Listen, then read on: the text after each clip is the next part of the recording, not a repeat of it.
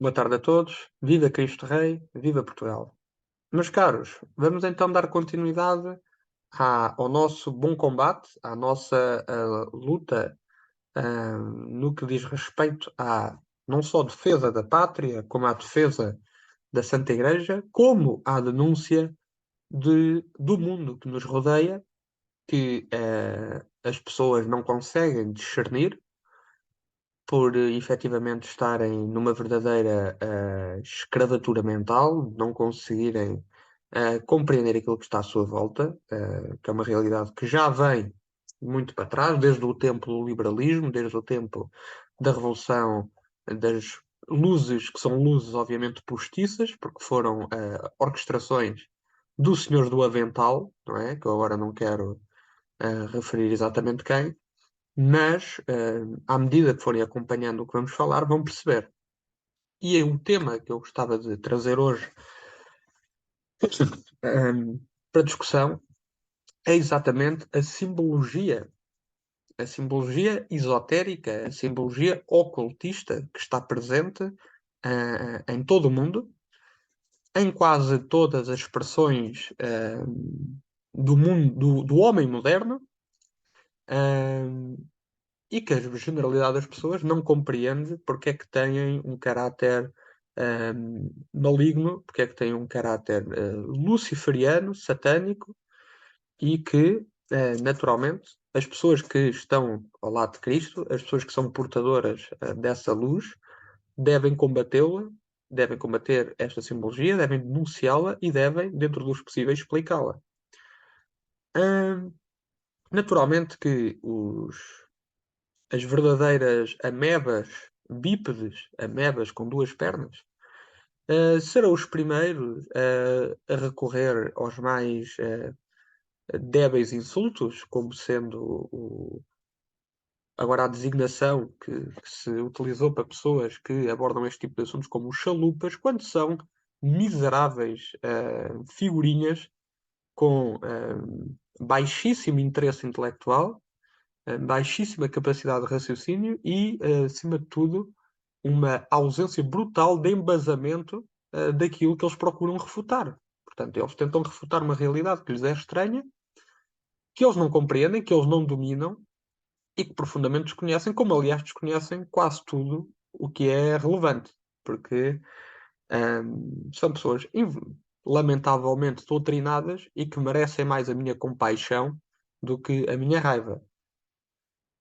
Mas eu estou disposto a rebater e a debater com qualquer um que procure designar este trabalho como um trabalho de chalupa ou tente conotar a nossa associação a esse tipo a esse tipo de natureza. Portanto, para fazer aqui um pequeno preâmbulo, ahm,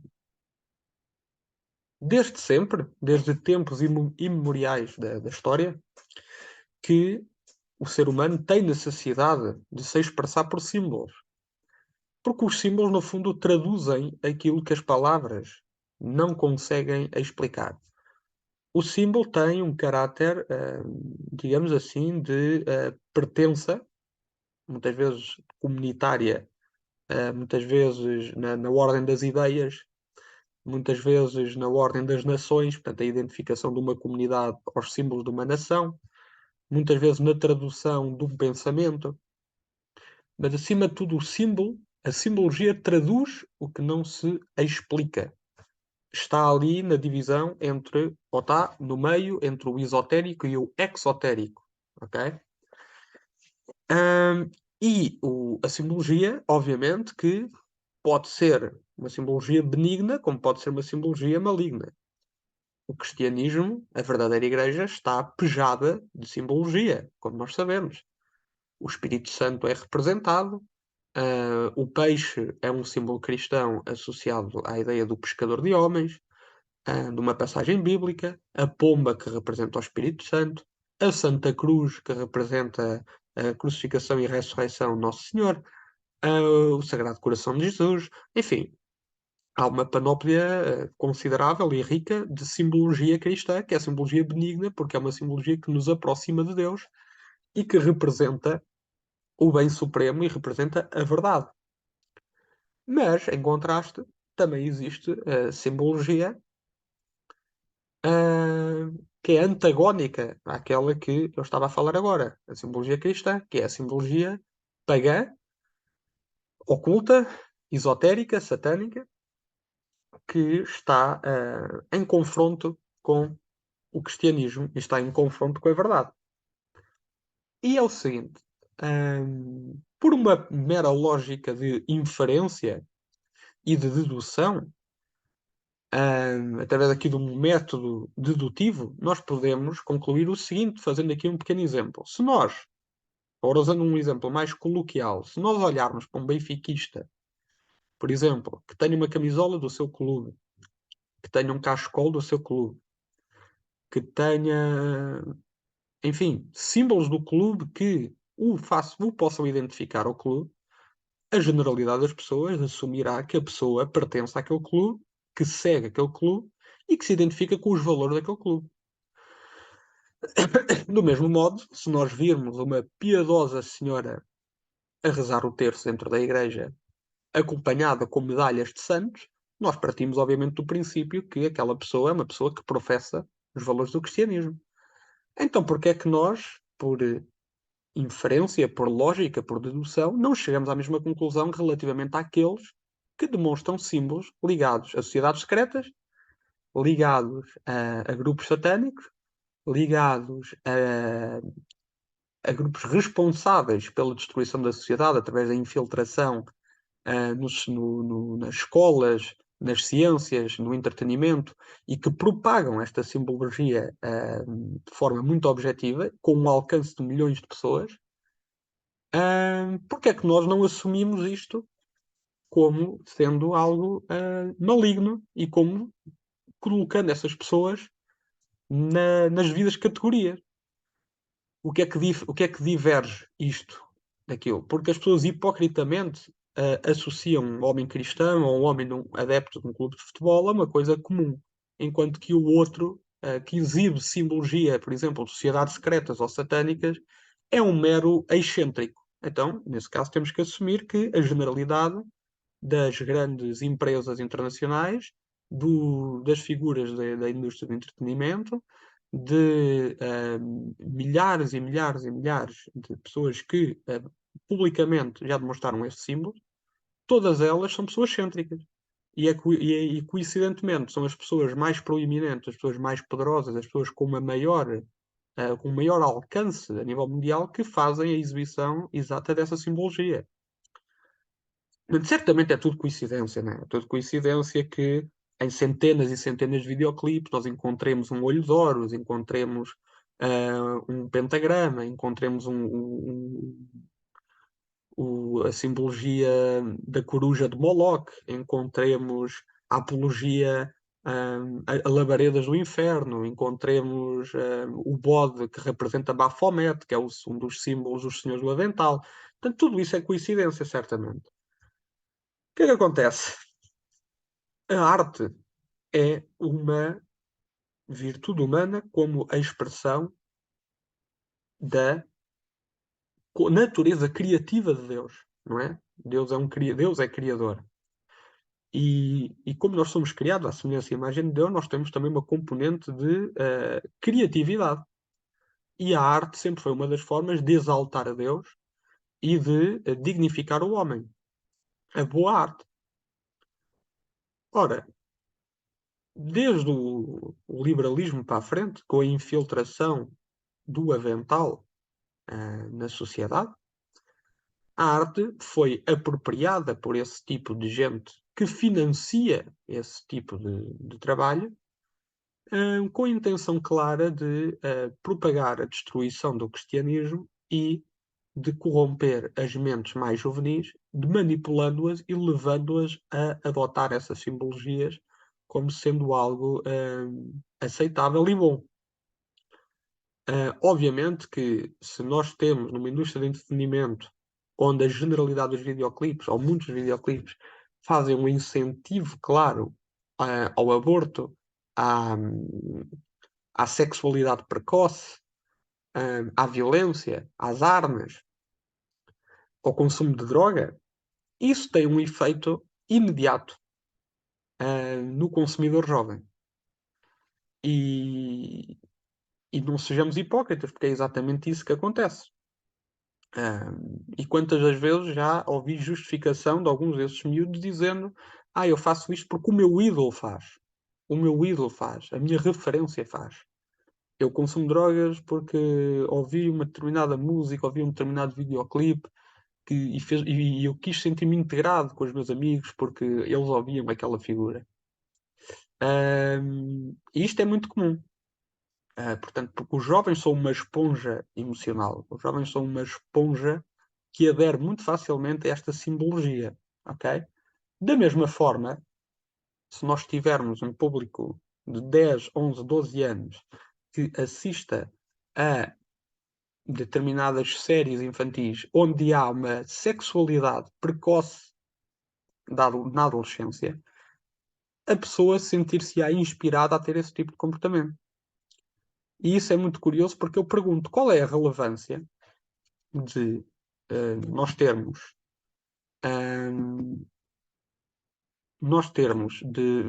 em canais juvenis, em séries juvenis, uma obsessão pela sexualidade. É uma pergunta que eu deixo no ar. E eu vou dar aqui um exemplo. Por exemplo, nós temos o caso na Nickelodeon, que é uma grande empresa de produção de séries infanto-juvenis. Temos na Nickelodeon uma clara erotização de jovens e de adolescentes, completamente despropositadas para o público-alvo dessa série. Ou seja, nós vemos desenhos animados a terem práticas sexuais, vemos as figuras das séries a fazerem insinuações sexuais permanentes, algo que aparentemente é inocente e aparentemente não irá gerar nenhum tipo de dano, depois tem esse tipo de conteúdo. E é muito interessante a forma como eles manipulam essa realidade, porque apresentam uma série garrida, colorida, sorridente, com uma plena natureza de alegria juvenil, de convivencial, etc. E depois, em pequenos frames, identificam-se essas apologias à sexualidade. Por exemplo, o, um dos produtores da Nickelodeon, chamado Dan Schneider, que produziu várias séries populares da Nickelodeon, como iCarly, Victorious e coisas assim parecidas, foi acusado, inclusivamente por algumas das atrizes, de ser um assediador. Portanto, de ser alguém que assediava adolescentes. E era então o principal responsável, o diretor, o produtor dessas séries. É engraçado porque eu não vejo a indignação da comunicação social relativamente a pessoas que têm contacto diário e permanente com jovens, em comparação àquilo que fazem relativamente à Santa Igreja. Quando as pessoas que denunciaram esse produtor deram a cara e não fizeram denúncias anónimas. Mas eu vou passar aqui a compartilhar a tela e a mostrar parte do nosso trabalho realizado pela Associação Esquina, chamado Bom Combate, onde nós temos aqui alguma da simbologia que eu gostava de falar. Ora, como eu falei, para mim o fim dos tempos, biblicamente falando, e socialmente falando, historicamente falando, começou no liberalismo. Porque o liberalismo foi o farol daquilo que viria a ser a gênese da nova ordem, ok? Através do liberalismo. E como nós sabemos, o liberalismo maçónico foi responsável pela destruição das monarquias, pela promoção do Estado laico, pela perseguição à educação religiosa e através da infiltração, não só na Igreja, como nos governos, como nos centros de ensino, perdemos três poderes que sustentavam a sociedade. O poder temporal, quando as monarquias eram católicas, o poder sapiencial, portanto, o poder dos grandes nomes da Igreja e dos grandes sacerdotes, dos grandes pensadores da Igreja, que foi substituído pelo pensamento iluminista e filosófico iluminista, e o poder temporal, que é o poder dos governos em que substituíram monarquias, no caso, católicas e dignas, no lugar, progressivamente, a serem substituídas para repúblicas pejadas de senhores do avental que controlavam aquilo que viria a ser o futuro das nações. Aqui, por exemplo, os Estados Unidos é uma nação que foi fundada pelos senhores do avental. E uma das simbologias dos senhores do avental é exatamente esta: é o símbolo da mão invisível, ou seja, que é quando, no fundo, a pessoa que faz isto significa eu pertenço a esta ordem. E é engraçado que várias do, figuras proeminentes dos séculos pós-iluminismo demonstraram essa simbologia. Temos aqui o exemplo de Stalin, temos o exemplo de Simone Bolivar, temos o exemplo de Marx, de Napoleão, todos eles a demonstrar este símbolo, a mão invisível. Isto significa o quê? É a mão poderosa que controla as nações e o mundo, mas que as pessoas não identificam porque está escondida, porque é secreta. Okay? Esta é a figura do Baphomet, a figura do lado direito, que é a figura de um semideus, desculpem, uma figura, de um deus pagão que é hermafrodita, portanto, que é tanto homem como mulher. E aquilo que esta simbologia representa é em que a figura do Baphomet está com o braço levantado, está com o braço a pender para o chão. Isso significa tanto é igual no céu como é igual no inferno, no fundo. Portanto, seguir a Deus ou seguir a Lúcifer é a mesma coisa. Diluindo-se assim a moral cristã e diluindo-se assim o sentido da salvação. E a estátua do George Washington, ao lado, faz exatamente a mesma pose do Baphomet, identificando-se a este símbolo. Já para não falar que a, a nota, de $1 americano tem a pirâmide com o olho que tudo vê. Okay? E isso não é difícil de, por exemplo, aqui era isto que eu estava a falar da Nickelodeon, por exemplo, nota $1 americano. Por exemplo, temos aqui exatamente o símbolo da pirâmide com o olho que tudo vê, com o olho de Horus, que é um símbolo mestre das sociedades secretas. O olho de Horus, que é o olho que tudo vê, ou seja, é o olho que tudo observa e que tudo controla, e que está presente na maioria das lojas do avental e na maioria das lojas esotéricas ligadas ao luciferianismo. O Horus era uma antiga divindade egípcia e, como nós sabemos, as divindades pagãs não passam de demónios. Portanto, este foi o símbolo adotado pela nova ordem como símbolo maior, porque é o símbolo que representa a omnipresença da nova ordem, que tudo observa e que tudo controla. Mas isto é interessante porque quando nós assistimos aqui, por exemplo, aos desenhos animados do Cartoon Network, o que é que vemos aqui? Cartoon Network, é bom lembrar, é um canal dedicado ao desenho infantil, às crianças. E não só da Cartoon Network, temos aqui outros. Portanto, temos aqui Simpsons, Olho que Tudo Vê e a Pirâmide. Temos aqui Olho que Tudo Vê e a Pirâmide. Temos aqui Olho que Tudo Vê e a Pirâmide. Temos aqui no Simpsons novamente.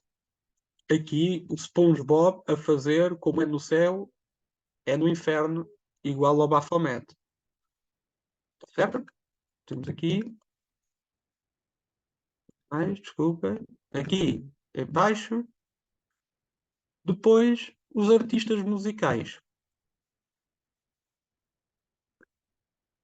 As pessoas da indústria de entretenimento. Todas a taparem o olho. Temos aqui centenas de fotos e poderiam ser milhares. Portanto, vimos ali em cima, nos desenhos animados, a simbologia do olho que tudo vê, aqui, espalhada por todo o lado. Isto é um compasso e uma régua. Para quem não sabe o que é a simbologia, eu explico depois. Aqui a pirâmide outra vez. E vemos aqui abaixo e vemos os artistas simpaticamente a tapar o olho. Este tapar o olho é nada mais nada menos que uma invocação desse símbolo do olho que tudo vê. Ou seja, no sentido de dizer eu pertenço ou eu sigo a esta sociedade secreta.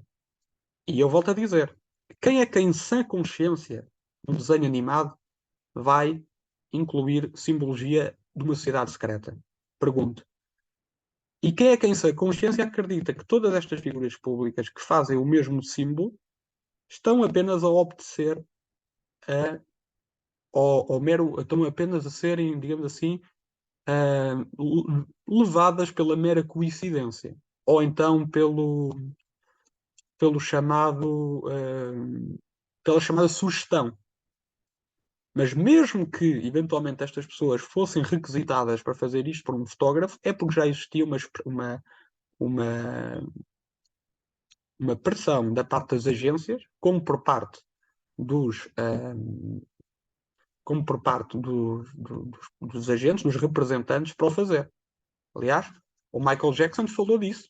Falou que a Sony era uma agência extremamente diabólica. A Sony,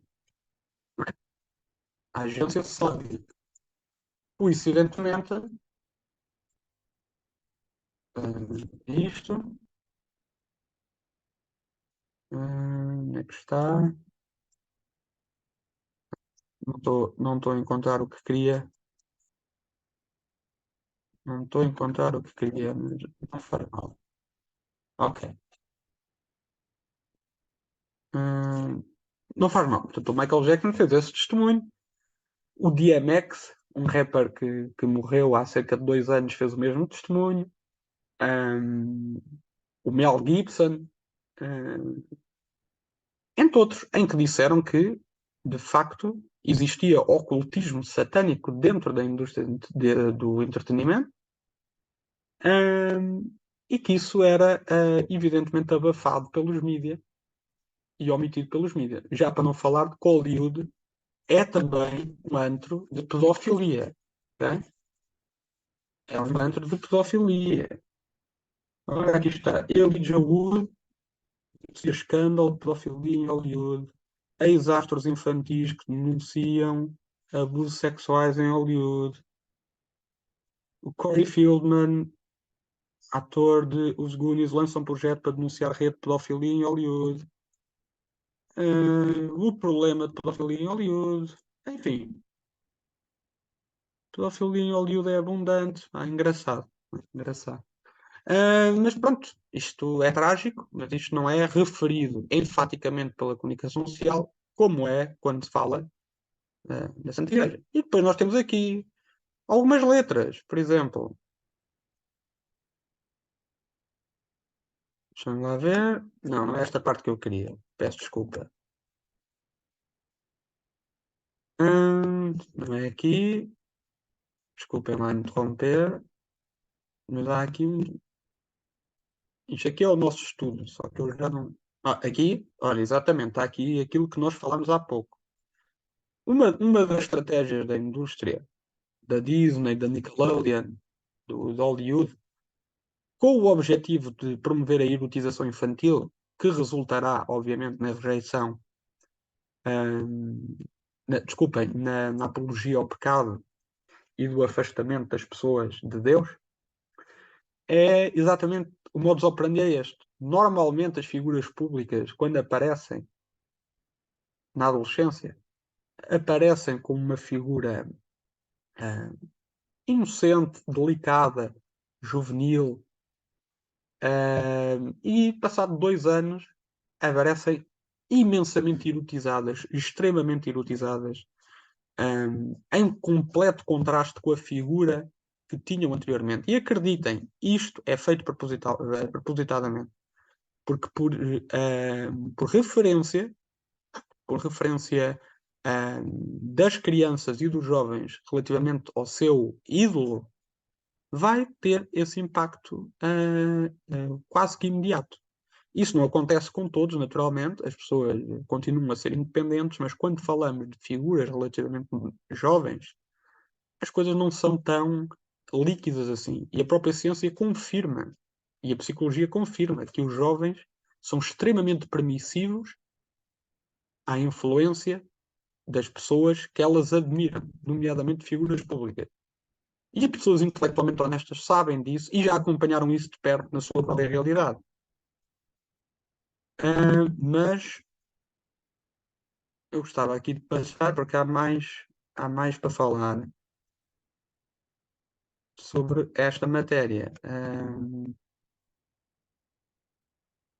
Por exemplo, voltamos aqui. Oh, por exemplo, Hollywood, que nós já vimos que é um antro de pedofilia e um local de manipulação mental de artistas para torná-los escravos sexuais e escravos de fazer dinheiro. Hollywood significa floresta sagrada. Floresta sagrada remete-me para os antigos palcos de celebrações pagãs. Porque é que o Oscar, o tão conhecido Oscar, é uma réplica do deus Ptah, do Antigo Egito, que é um deus pagão? Aqui, mais figuras. Aqui, a Madonna, por exemplo, vestida de Baphomet. A Katy Perry com uma cruz em chamas. A Beyoncé vestida de Semiramis, que é uma figura pagã, deusa pagã, que é, aliás, o que representa a Estátua da Liberdade. A invocação da serpente que é biblicamente associada a Lúcifer, ao diabo. O 666, que é o 666, que é representado através do gesto feito pelos três dedos, ok? Coincidentemente ou não, muitos fazem isso, e a tapar o olho, ok? O triângulo que se refere, obviamente, ao triângulo Illuminati, onde está o olho que tudo vê, que é bastante comum. O olho de Horus, como falámos há pouco, que é o olho de Lúcifer, o olho que tudo vê, que as pessoas da indústria do entretenimento exibem orgulhosamente. Enfim, e aqui alguns exemplos do que estamos a falar. Por exemplo, a Katy Perry antes, Katy Perry depois de entrar na indústria, aqui com o símbolo do olho dentro da boca. A Billie Eilish antes e a Billie Eilish depois, com sangue a escorrer pelos olhos. A Miley Cyrus aqui completamente erotizada. A Britney Spears completamente destruída pela indústria e pelo seu manipulador monarca, que é uma coisa chamada MK Ultra, que um dia vamos falar também.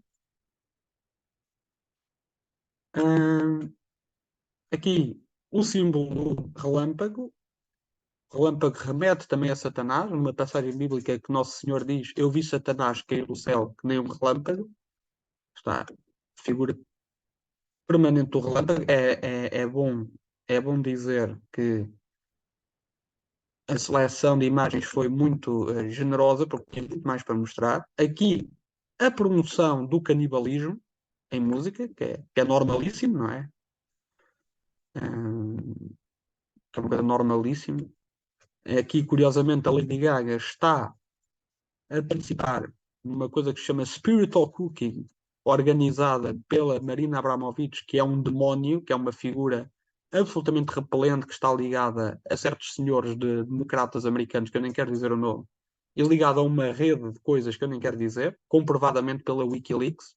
Isso é só pesquisar, que é para vocês verem com quem é que estes artistas andam envolvidos. Aqui, as blasfémias, não é? John Legend crucificado, a Madonna crucificada, aqui a Lady Gaga vestida de freira, o isso do avental, aqui presente, a dualidade preto e branco, que é uma simbologia do avental, massivamente presente na indústria de entretenimento e nos videoclipes, certo? Isto está tudo em presente, em videoclipes, em fotografias retiradas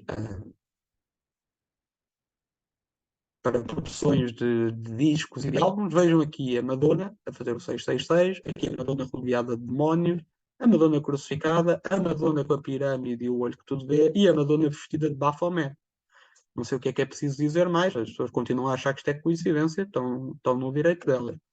Mas eu pergunto, por exemplo, eu sou da opinião que isto começou efetivamente ehm, no período do liberalismo, mas no que diz respeito à indústria da música, começou a partir dos anos 60, onde se introduziu o culto do New Age, e isso favoreceu a propaganda do avental, a propaganda diabólica, a propaganda satânica através da simbologia pagã.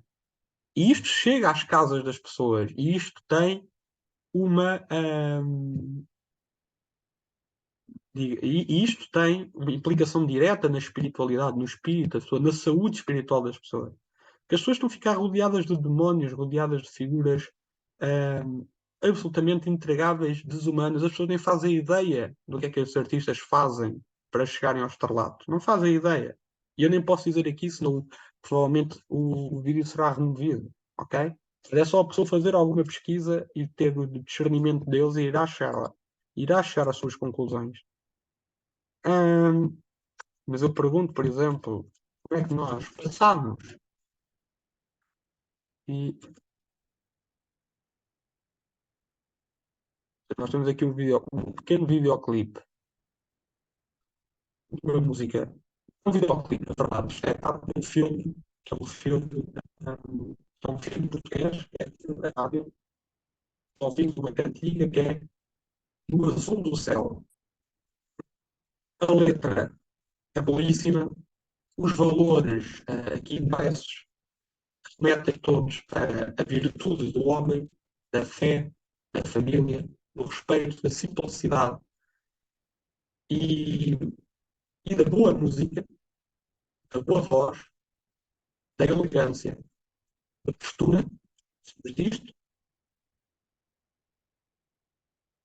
que eu poderia buscar outro ou outra,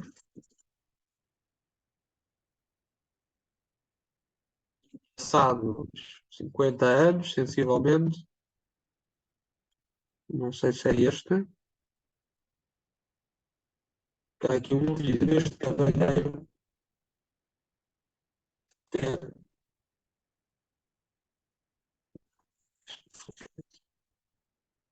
meu Deus do céu, já vou ter que desinfetar os olhos depois de ver isto.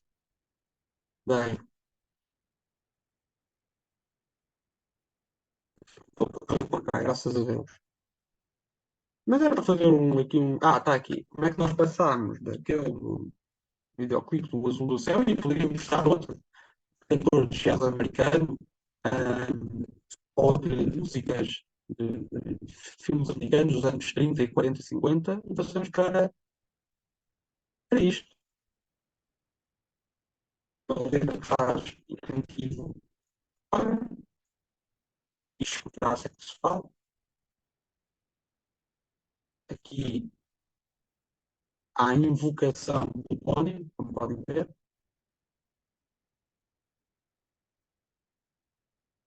Vejam, grandiosa, não é? Isto, obviamente, que é a representação do inferno, é uma imagem do inferno. Coincidentemente, este cavalheiro lançou uma marca de sapatos com isto, com o pentagrama, que é o símbolo maior do satanismo. Uma cruz invertida, uma cruz ao contrário, pentagrama, do mesmo cavalheiro que fez isto. É tudo coincidência, certamente. Enquanto as pessoas não perceberem que, hum, que efetivamente vivem uma realidade hum, completamente adulterada e completamente manipulada. Enquanto as pessoas continuarem a achar que os artistas são figuras lustrosas, figuras de uma grande filantropia, figuras de um certo afeto e de uma certa proximidade com a nossa vida, com a nossa realidade, porque fizeram uma musiquinha que marcou a nossa infância, porque nos proporciona bons momentos, etc.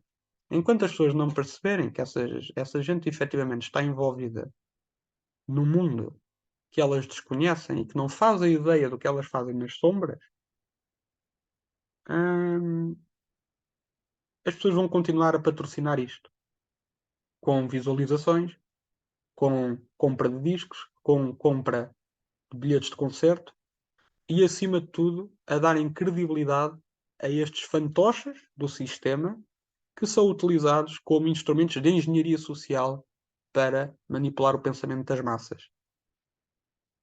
Esta gente é diabólica, esta gente está envolvida em sociedades secretas, esta gente odeia o cristianismo e esta gente odeia os próprios fãs, acreditem ou não. Obviamente que há exceções, mas a generalidade é isto.